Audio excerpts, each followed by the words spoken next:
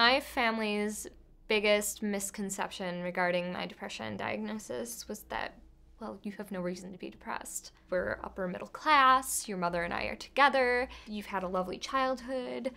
Why would you be depressed? I mean, there's just no reason for you to be sad. And in a sense, it's true. I've had a lovely upbringing. I can't complain about anything like that. But there's so much more to the illness than just having a reason.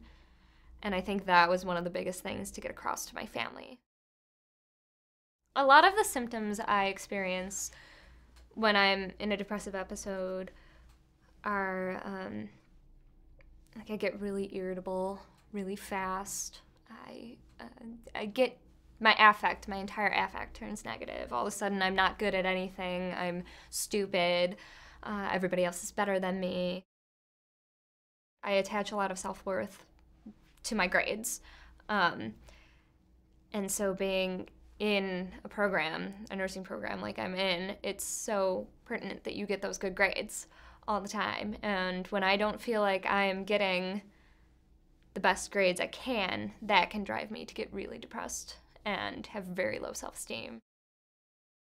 My family thought that I was incredibly overdramatic, incredibly selfish, kind of a brat. They just didn't understand me and what was going on inside of me before I was diagnosed. And that was really hard because it definitely shaped my view of myself, and I just didn't feel like a good person.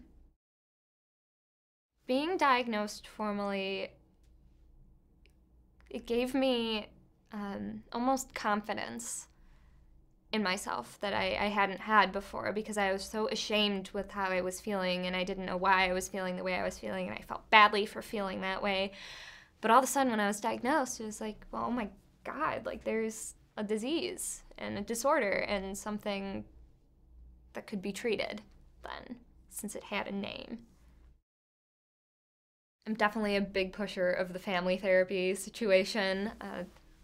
Brought my parents in with me to therapy so that they could just kind of get a third person in there to kind of explain what I couldn't explain.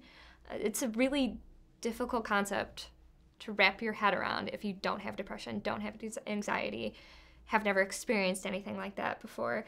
It's really hard to kind of empathize and make sense of behaviors if you have no frame of reference. So I think bringing that third person in with my family helped them better grasp what I was going through.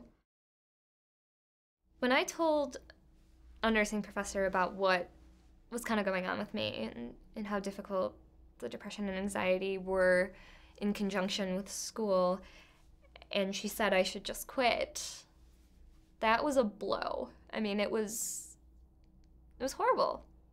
They are there telling us to be empathetic and understanding and non-judgmental, and here was this person that just shut me down after I went to them in confidence, kind of asking for a little encouragement. I didn't quit because that would go against everything I've learned. Especially being in a nursing program, you're taught to be an advocate. And if I'm ever going to do that for another person, I need to be an advocate for me and my health and my well-being and my dreams.